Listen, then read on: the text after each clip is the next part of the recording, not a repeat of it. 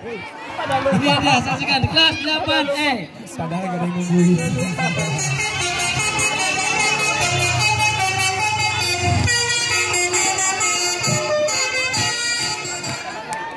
Pada akhir tahun ajaran, kelas 8E bersama wali kelas melakukan rila ke Tanjung Lesung menggunakan bus wisata Tayo Jaya. Mereka tampak riang gembira melepas penat setelah ujian kenaikan kelas. Siang hari, sesampainya di tempat wisata Tanjung Lesung, seluruh peserta rila turun dari mobil.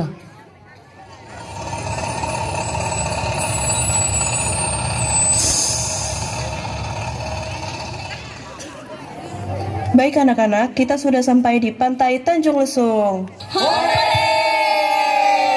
Silakan kalian menikmati keindahan alam Tanjung Lesung, tidak jauh-jauh, dan selalu hati-hati jaga diri dan barang bawaan kalian. Kita akan berkumpul lagi saat makan siang bersama pada pukul 12.30. Keempat siswa, yaitu Zoe, Marvel, Lea, dan Kenzo berjalan di sekitaran pantai. Lalu mereka menyapa seorang nelayan di tepi pantai. Bapak seorang nelayan di sini ya? Benar, kalian dari mana? Dari Cilegon, Pak. Bapak sudah lama ya menjadi nelayan di sini? Ya, sudah 50 tahun. Wah, Pak, kalau boleh tahu pantai ini kenapa dinamakan Tanjung Lesung? Oh, jadi begini ceritanya.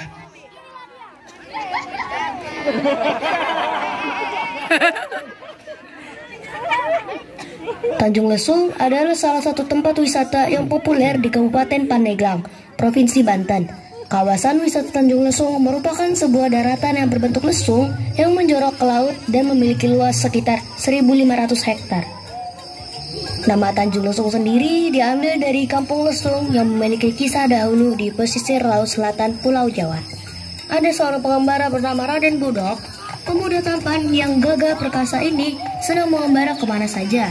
Tiap kali pergi mengembara, kuda kesayangan dan anjing kesayangannya selalu setia menemaninya. Di suatu siang, usai mandi di pantai, Raden Budok beristirahat di bawah pohon ketapang yang rindang. Angin yang berembus sejuk membuat pemuda itu lekas terlelap dalam tidurnya. Tak lama, ia bermimpi mengembara ke utara dan bertemu gadis yang cantik jelita. Gadis tersebut tersenyum dan mengulurkan tangan kepadanya. Namun saat Raden Budok hendak menyambut uluran tangan gadis itu, tiba-tiba sebuah ranting kering jatuh mengenai dahinya. Aduh, kempen aja nih. Jadi tidak bisa melanjutkan mimpiku. Gimana ya gadis itu? Mendingan lanjut jalan aja lah.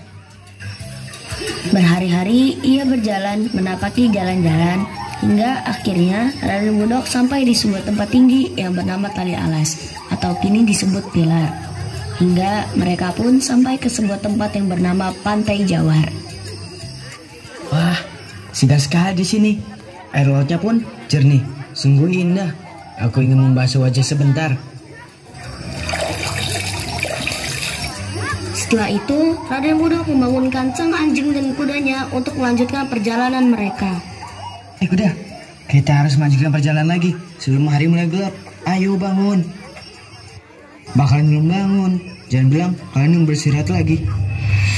Dasar kalian memang pemalas. Kalau cuma malas-malasan, sebaiknya kalian jadi batu karang saja.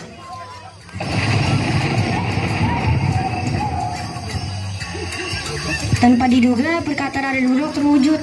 Kedua hewan yang selama ini setia menemaninya berubah menjadi batu karang.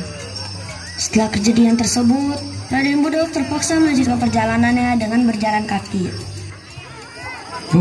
Sungguh melelahkan sekali jika harus berjalan kaki.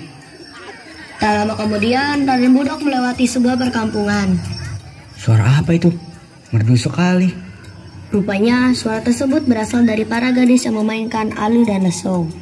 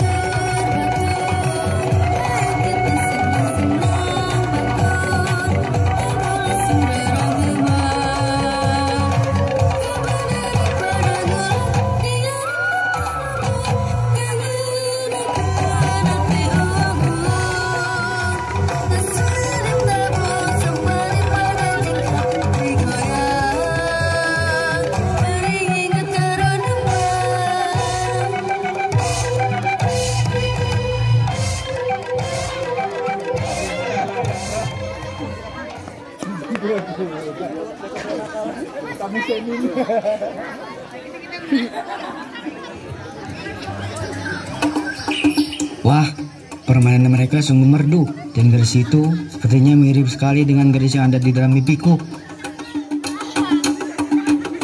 Raden Budok mendekati salah seorang warga dan bertanya.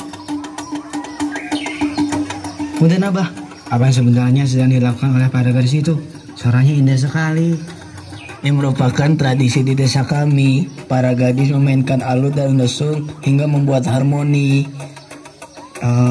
Gadis yang di tengah itu siapa, Bah? Oh, ini tengah itu namanya Sri Pohaci. Dia pemimpinnya. Dia banyak sekali ya, Bah. Oh, jadi namanya Sri Pohaci. Sungguh cantik namanya, cantik wajahnya. Raden Budok terus-menerus mengamati permainan Sri Pohaci. Hai. Hal ini membuat Sri Pohaci merasa tidak nyaman. Teman-teman, kita lanjut besok lagi ya. Loh, kenapa? Kita kan belum selesai. Ah, tidak apa. Hanya saja sore ini ada banyak orang asing. Aku merasa tidak nyaman. Oh, baiklah. Hari ini selesai sampai di sini ya teman-teman. Kita lanjut besok lagi. Para gadis pun pulang ke rumah masing-masing. Diam-diam, Raden Budok membuntuti Sri Pohaci pulang. Dia begitu penasaran ingin bertemu dengan Sri Pohaci.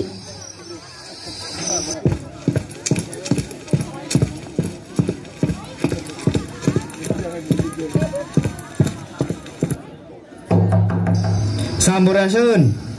Rampes, oh ada apa nak? Cari siapa? Saya Raden Budok, seorang pengembara. Saya membutuhkan tempat istirahat. Apakah saya boleh menginap barang semalam? Maaf nak, tapi di sini saya hanya tinggal dengan anak perempuan saya. Tidak masalah ibu, saya tidak akan mengganggu. Tapi sungguh tak elok dilihat orang lain jika saya mengizinkan pemuda sepertimu untuk tidur di sini. Baiklah kalau begitu. Nun Bu, permisi.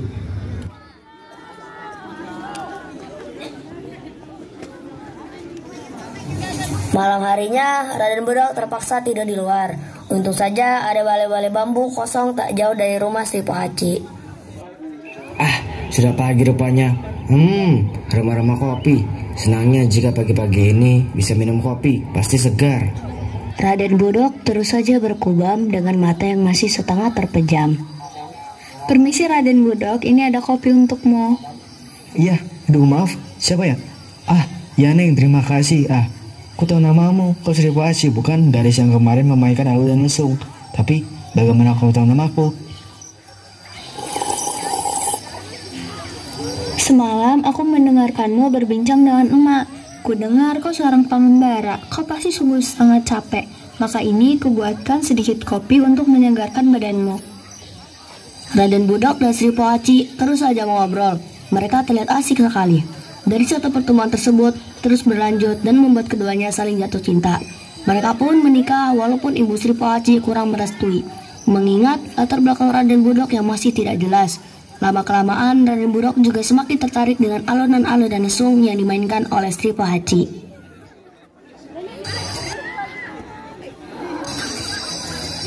Wah, suara alut dan lesung ini memang indah. Istriku, bolehkah aku mencoba melakukannya? Tentu saja, sini aku ajari cara memainkannya. Begini, apakah sudah benar? Hahaha, suaranya masih sumbang. Tenang, lama-kelamaan Akang pasti bisa. Baiklah, aku akan berlatih setiap hari. Oh iya, tapi ingat ya, jangan memainkan lesung di hari Jumat, pamali. Tenang saja, aku pasti bisa memainkannya dengan baik sebelum hari Jumat tiba. Sri Pohaci pun mengingatkan Raden Budok untuk tidak boleh memainkan alut dan lesung di hari Jumat. Sejak saat itu, Raden Budok terus berlatih bermain alut dan lesung hingga ia lupa waktu. Setiap hari ia berlatih dari pagi hingga sore dan akhirnya dia melupakan satu hal yang penting. Di hari Jumat yang merupakan pantangan bermainkan alut dan lesung, Raden Budok masih saja memainkannya. Bukankah ini hari Jumat? Siapa yang berani memainkan alut dan lesung di hari ini? Wah, Lotong bermain lesung. Baik sekali memainkan Lotong. Ada Lotong. Hus, pergi ke Lotong. Paman, ini aku Raden Budok. Siapa yang kau panggil Lotong? Ah, Raden Budok berubah jadi lutung. Hah? Kenapa badanku seperti ini? Kemudian Raden Budok pergi dan menjadi lutung. Aku harus pergi. Aku tidak bisa tinggal di desa ini lagi. Maafkan aku, istriku. Kejadian yang menimpa Raden Budok menjadi bahan gunjingan di desa. Maafkan aku ibu, jika aku tetap di sini, para tetangga terus-menerus menghina keluarga kita. Istri Pohaci yang malu atas kejadian tersebut pun memutuskan untuk pergi dari desa. Jadi begitu ceritanya, bagaimana nama Tanjung Lesung bisa diciptakan. Telat. Oh, jadi begitu asal-usul nama Tanjung Lesung bisa diciptakan. Terima kasih ya Pak, karena sudah mau menceritakan asal-usul Tanjung Lesung.